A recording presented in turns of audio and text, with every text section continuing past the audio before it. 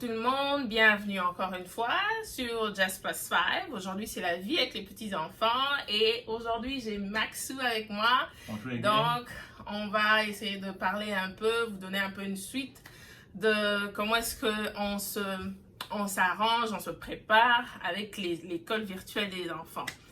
Alors, comme vous le savez, il y a la dernière vidéo sur la vie avec les petits-enfants. J'avais posté sur l'école, la rentrée scolaire virtuelle.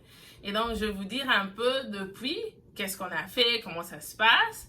Et pour vous dire vrai, ça se passe super mal. Ça se passe super mal parce que c'est très, très difficile. C'est très difficile, ça nous prend du temps extraordinaire. Donc, on n'a pas le temps de faire autre chose pendant que les filles ont cours. Max, des fois, il doit couper son travail, prendre des pauses et venir m'aider. Et donc, c'est quand même difficile. Alors, avant de continuer, parce que lui, il va pas rester toute la vidéo, donc je vais lui dire, comment est-ce que tu te sens étant que papa, professeur, lui, c'est un prof de sciences, hein, parce que quand les filles ont leur classe de sciences, il doit être là, parce qu'elles ont les classes de sciences en même temps. Donc, lui, il se connecte avec l'une des filles et moi, je suis avec l'autre. Et donc, c'est vraiment difficile. Alors, avant que je le laisse partir, il va quand même nous dire un petit mot. Comment est-ce que tu te sens étant que papa, mari, prof de sciences aujourd'hui? En tout cas, je dirais que c'est assez compliqué. Ce n'est pas facile de balancer le travail et en même temps devenir prof. Oui. Parce que maintenant, il faut essayer de revenir à un certain niveau, qui veut dire le niveau des enfants et tout là. Il faut une certaine patience, parce qu'un ministre est encore jeune, il faut répéter les mêmes choses plusieurs fois. Bon, c'est un skill que les profs ont. Nous là, nous ne sommes pas dans ce domaine-là, mais maintenant nous sommes obligés de nous retrouver dans ce monde-là pour permettre à nos enfants de ne pas être dans un certain... avoir comme des lacunes plus tard. Donc, ils doivent continuer dans ce même rythme-là d'apprendre. Et en tant que travailleur et en même temps professeur, le switch est quand même difficile. Mais on n'a pas le choix, on doit le faire. Parce que si nous, on ne le fait pas, personne d'autre ne va le faire. Donc, ce switch-là est automatique. Non, je travaillais avant, j'étais en train de dealer avec des grandes personnes. Maintenant, il faut que j'arrête ça. Que maintenant que je puisse dealer avec des petits enfants, et c'est très différent. Mais on doit le faire. Je dois le faire. Jessica aussi doit faire ça pour que les enfants puissent continuer dans ce même élan-là, ce même rythme. Voilà, et donc là, c'est le professeur de sciences, monsieur Max Kimbimbi.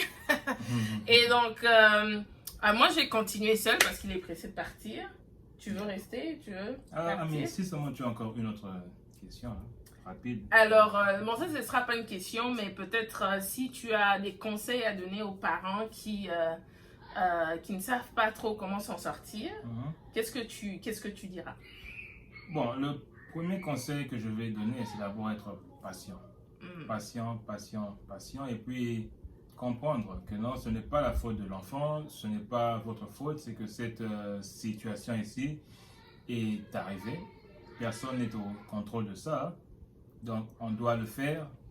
Vous devez le faire en tant que parent. Donc, patience, travail, que chaque parent prenne ses responsabilités en main. Et de là, permettre à ce que nos enfants puissent continuer à faire ce qu'ils étaient en train de faire en classe.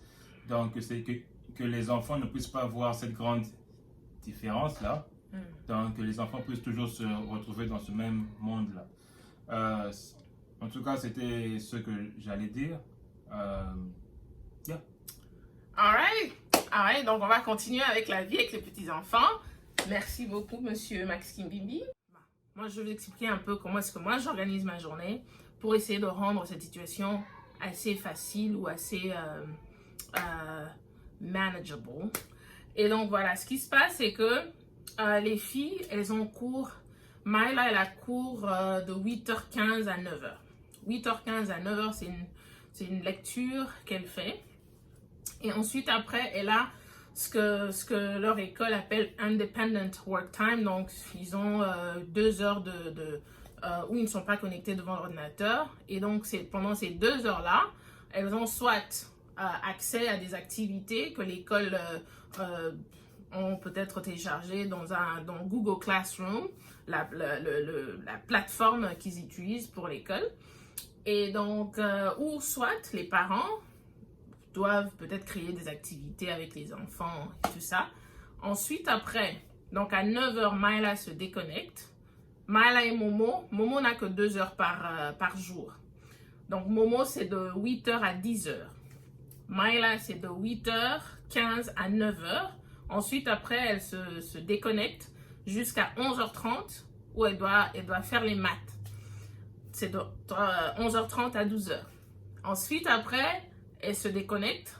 À 13h30, elle est là, connectée pour les cours de sciences. Malia se connecte à 9h30 où elle doit faire la lecture et ensuite elle se déconnecte. Elle se reconnecte à 12h pour faire les maths et à 13h30, elle a les cours de sciences jusqu'à 14h. Donc, à partir de 14h, il n'y a plus de connexion sur Internet, sur Google Classroom, sur la plateforme. Et donc, ce que moi, je fais, pendant que Myla se connecte sur Google Classroom, j'ai pu télécharger Google Classroom sur mon téléphone aussi. Et donc là, je me connecte aussi parce que bon, je dois savoir un peu comment ça se passe. Je me connecte aussi pour me rassurer aussi qu'elle répond bien aux questions. Donc, quand sa classe termine, elle a 2 heures de travail indépendant. Alors, elle a des activités que j'ai créées. J'ai aussi demandé à sa maîtresse de me créer des activités pour qu'elle puisse savoir comment écrire et les chiffres, l'alphabet, tout ça. Donc, elle fait ça. Et ensuite, c'est de même avec Malia. Momo, dès qu'elle termine avec ses 2 heures par jour, c'est fini, elle s'en va, elle va faire ce qu'elle veut. Les 2 autres, je dois créer des activités. C'est super difficile parce que si vous regardez bien, elles ne passent que 1h30 avec leur professeur. 1h30 avec leur professeur. C'est absolument, c'est zéro. C'est vraiment chaos. Alors, le reste de la journée, elles font la lecture avec moi. Elles font encore beaucoup plus de mathématiques avec moi. Elles apprennent à écrire avec moi.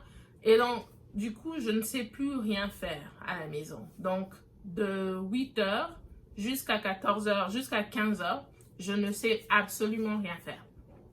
C'est le challenge, en fait, parce que c'était pas comme ça que moi je suis habituée. Je suis habituée je me lève, je les apprête, je dépose à l'école, je reviens, je me repose, je prépare, j'arrange la maison. Et donc, voilà, c'était comme ça que je planifiais mes journées. Mais maintenant, je me lève, on va à l'école. Donc, j'ai essayé d'organiser un peu le salon très bien. J'ai mis des petites chaises pour qu'elles se sentent vraiment comme si elles étaient en classe. Il y a des petites photos sur le mur avec l'alphabet, les chiffres, les couleurs et tout ça, pour qu'elles se sentent vraiment comme si c'était vraiment une classe. Et aussi, je prépare leur lunch. Je prépare leur lunch la nuit d'avant. Et donc, je prépare ça, je mets dans le frigo. À 12h30, je leur sers, elles mangent. Et après, quand elles terminent de manger, elles doivent se reconnecter pour les sciences. Mikeya, c'est la cadette. C'est très difficile des fois parce qu'elle prend toujours une sieste. Généralement, c'est de 10h à 12h. Il y a des fois, c'est de 10h à 13h. Mais de 7h à 10h, c'est vraiment difficile parce que si elle décide qu'elle va participer à la classe de Myla, elle est là, elle dit hi à tout le monde. Quand quelqu'un se connecte, elle dit hi. Quand quelqu'un se déconnecte, elle dit bye. Imaginez un peu. Et c'est de même avec Malia. Mais quand elle prend sa sieste là, quand elle fait sa sieste, c'est calme, c'est tranquille, je sais me reposer, je parle pas beaucoup. Et donc les samedis aussi quand même, j'aimerais quand même les occuper un peu parce que bon, la plupart de leurs activités sont fermées pour les raisons que nous savons déjà. Et donc, j'ai quand même pris des cours de français pour elles. Elles comprennent le français, elles disent quelques mots, mais j'aimerais vraiment qu'elles parlent, qu'elles comprennent un peu plus. Moi, je sais pas donner cours de français. Je sais même pas donner cours d'anglais. Je sais pas donner cours, period. Et donc, elles ont commencé ça aujourd'hui, hein, le 15 août. Donc, chaque samedi, de 9h à 9h30, elles se connectent avec une Française qui, elles prennent des cours de français. Et donc, sinon, c'est très difficile, c'est une situation super compliquée. Je sais que c'est compliqué si tu as un enfant, si tu en as 2, 3, 4, c'est compliqué. C'est pas facile du tout. Et encore moi, je travaille pas, moi je suis là, je suis avec les enfants. J'imagine pas la situation des parents qui doivent aller travailler ou bien qui travaillent même à partir de la maison. Et vraiment, on prie que cette situation s'arrange le plus vite que possible parce que il y a des gens qui dépriment. Hein. Les jours où je me réveille le matin, je me dis, mon Dieu, je ne sais pas ce que je vais faire aujourd'hui parce que c'en est de trop. Hein. Je ne me vois pas dans une classe avec des petites filles qui parlent que des couleurs, des triangles, des cercles. On parle de 2 plus 3 égale 5, 6 plus 2 égale 8. C'est vraiment là, mais tu dois vraiment être là.